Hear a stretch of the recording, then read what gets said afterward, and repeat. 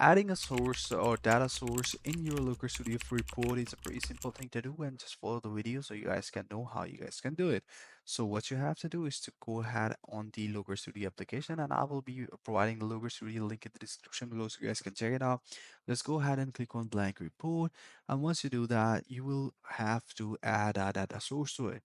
So if you have a data source already, you guys can go ahead and connect with that. For example, you guys can add BigQuery, Google Sheets, Excel Sheets, Google Ads, and Postgres SQLs, YouTube Analytics, Search Consoles, and there are 22 or 24 different sort of connectors that you guys can attach with the report.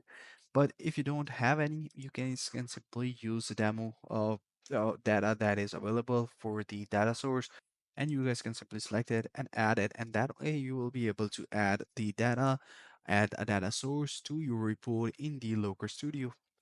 I hope you found this video helpful. If you do, please consider subscribing to our channel. Take care. Bye bye.